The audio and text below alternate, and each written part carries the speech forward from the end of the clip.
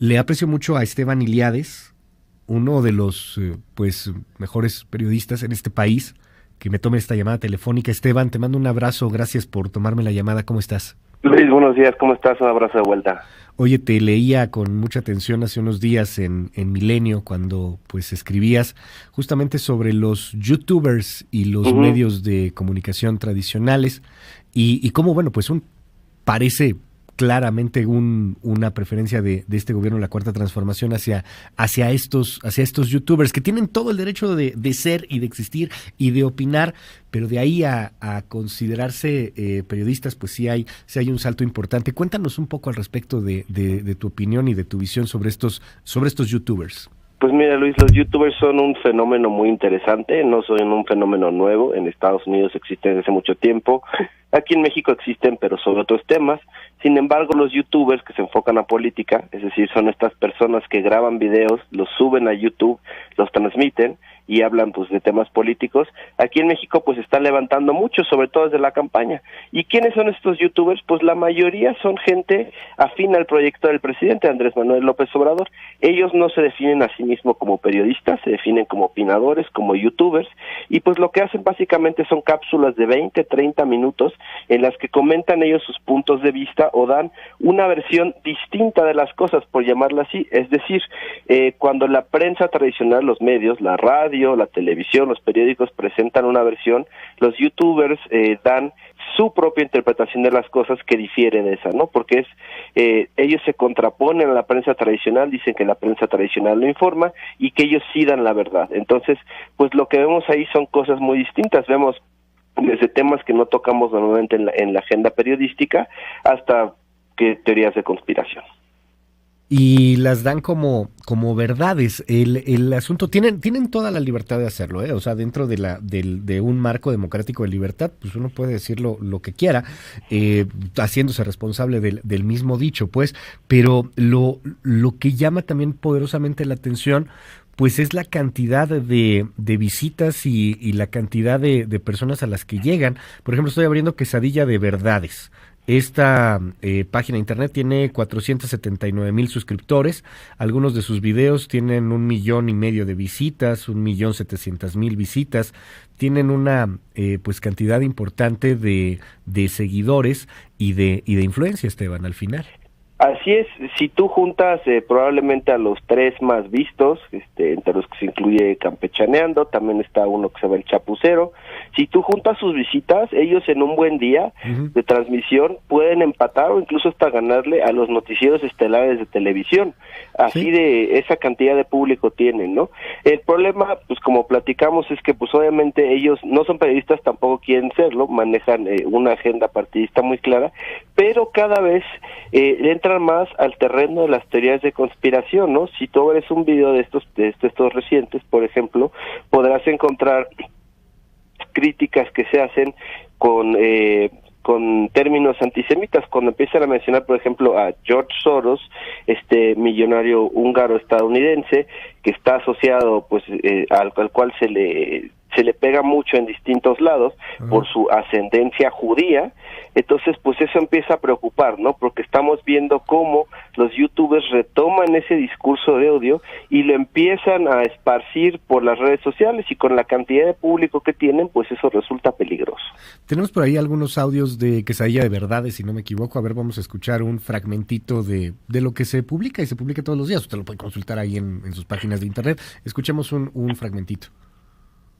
Guardia Nacional da resultados. Logra rescatar a menor de edad secuestrado en el sur de Veracruz. A tan solo pocas horas del anuncio del presidente Andrés Manuel López Obrador de que se implementaría la Guardia Nacional en los municipios del sur de Veracruz, especialmente en Minatitlán y Coatzacoalcos, la Guardia Nacional se anota el primer rescate de un menor de edad, quien se encontraba secuestrado en la colonia Veracruz, en el municipio de Coatzacoalcos. De acuerdo con información de Noticias La Fuente, se informó que la Secretaría de Seguridad Pública, en coordinación con la Guardia Nacional, rescataron a un menor de edad que había sido privada de video. Lo publicaron hace un ratito, hace 13 horas en la noche.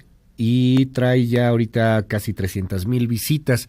Si alguien en la radio lo contaba así, por ejemplo, del ejército con Peña Nieto, el ejército ha dado resultados y ha rescatado, pues inmediatamente te decían pues que eras un chayotero. Yo creo que a lo mejor hasta con mucha razón, ¿no? O sea, ¿por qué tan salamero hacia un lado o hacia otro? Y ahora no, ahora está lleno de comentarios pues positivos. Aquí quiero preguntarte, Esteban, ¿qué opinas al respecto? Porque pues los medios de comunicación y los periodistas obviamente no hacemos el trabajo para agradar o no agradar a nadie. Reconocemos mucho el gran trabajo que hiciste con el caso de Ayotzinapa, por ejemplo. Pues fue buscar los datos, irte a la fuente y presentar, yo creo que uno de los documentos más pulcros en ese sentido, ya sin ninguna carga política ni ideológica, pero dependemos de esa audiencia, dependemos de un público, y si ese público pues ya no quiere escuchar cosas más objetivas, ya no quiere escuchar críticas a un gobierno, pues qué mala noticia para muchas cosas, ¿no? Particularmente para eso que le llaman democracia. De la subjetivización de las noticias, ¿no? La opinión por encima de los datos duros. Aquí ellos se definen a sí mismos abiertamente como partidistas, ¿no? Hay de hecho una división entre los youtubers, ha habido en las últimas 2 semanas, de unos que se van del lado de ellos quieren apoyar al presidente y apoyar su agenda pase lo que pase, y hay otro grupo que está buscando abiertamente publicidad oficial, ¿no? Así como se dio publicidad oficial el sexenio pasado a medios tradicionales, el presidente ya dijo que ahora va a cambiar la manera de otorgarla, y entonces ya hay algunos youtubers que están diciendo, oigan, voltéenme a ver a mí, ¿no? Yo tengo las visitas, yo tengo el público, que me caiga a mí algo de dinero, ¿no? Entonces esos son realmente como los dos factores que empujan a los youtubers. Uno es agenda y credibilidad y creencia en el proyecto del presidente, es decir, son apoyadores, son aplaudidores, no son periodistas, y la otra es la búsqueda de publicidad, ¿no? La búsqueda de dinero que el gobierno ya dijo que otorgará. ¿Qué opinión te merece el público? Porque al final de cuentas es el público el que los está consumiendo y es el público el que también les está dando pues una credibilidad importante. Como lo mencionabas hace un rato, si los juntas a los 3, tienes más audiencia que un noticiero de Televisa. Pues es preocupante, aunque el público tiene un punto, que es después de que publiqué, por ejemplo, la columna el viernes pasado en Milenio, me llegaron muchos comentarios de, oigan, es que ustedes, los medios tradicionales, nunca nos hicieron caso, siempre nunca nos reportaron bien las noticias, siempre nos mintieron, y entonces ahora estamos buscando otras fuentes de información, ¿no? Entonces, tienen un punto en cuanto a que ellos se fueron a buscar otra cosa porque no encontraron lo que querían con nosotros, con los medios tradicionales, ¿no? El problema es que la alternativa es mucho más dañina, porque no es una alternativa preparada, es una alternativa no solo partidista, te digo, sino que esparce teorías de conspiración y esparce el odio también, ¿no? O sea, repite mucho este mensaje de fifís, de conservadores, de ataque a la prensa tradicional.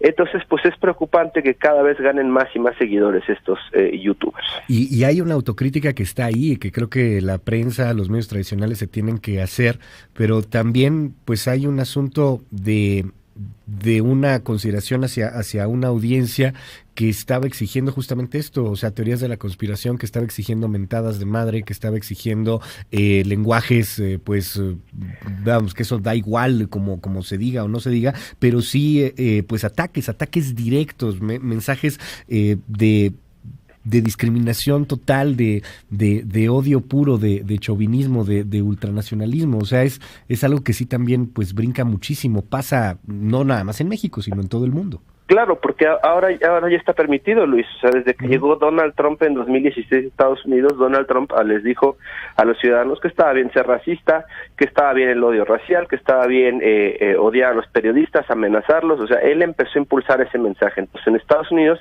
de repente se pudo entrar a la esfera pública y decir todas estas cosas, ¿no? Entonces, en Estados Unidos por eso está tan polarizado el clima. Y aquí en México, si bien no hemos llegado al extremo de Donald Trump en cuanto a la presidencia y las cosas que dice, pues sí tenemos un mensaje que alienta el odio hacia los periodistas, ¿no? Entonces, claro que si se permite, si viene desde la principal esfera, que es el gobierno de la República, pues claro que se abre más este espacio para que la gente diga estas cosas sobre los periodistas y aliente a este tipo de personas, porque, por ejemplo, el jueves pasado, creo que fue uno de los youtubers, le preguntó al presidente por Alfredo Jalife, ¿no? Alfredo Jalife es quizás el conspirólogo más grande de este país, y bueno, lo trajeron a la conversación pública, le preguntó al presidente que por qué no le ofreció un puesto en el gobierno, y entonces pues ya estamos abriendo, el presidente contestó que Jalife le pareció una muy buena persona, lo cual también es preocupante obviamente, sí.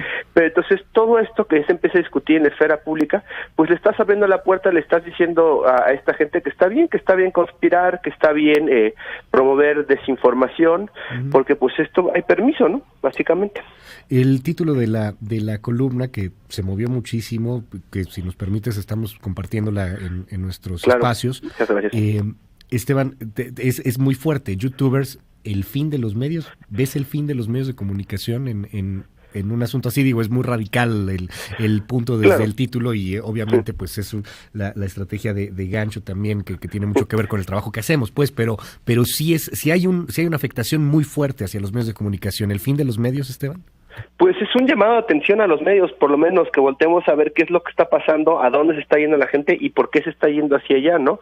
Obviamente no estoy diciendo que los copiemos, al contrario, creo que nosotros debemos de hacer mejor nuestro trabajo, pero seguir haciendo nuestro trabajo, no caer en lo que hacen los demás, pero pues es preocupante que hay un sector que cada vez se está acercando más a ese espacio de las teorías de conspiración y al antiperiodismo, por llamarlo de alguna manera. Hay un ejemplo, mencionabas hace un rato a Trump, está el caso de Breitbart News, por ejemplo, que pues se dedica a eso todavía, a apoyar al presidente Trump y a mover, pues si no teorías de la conspiración, sí manipular la información de tal manera que siempre sea extremadamente favorable hacia el presidente Trump y marcando pues radicalismos y divisiones. Así es, y ese es de hecho de los casos más leves, ¿no? O sea, Breitbart mueve las cifras, ataca y demás, pero hay otros que es un poco el modelo que se está siguiendo aquí, no digo que ya hayamos llegado, pero Alex Jones quizás, ese es el de teorías de conspiración más grandes en Estados Unidos.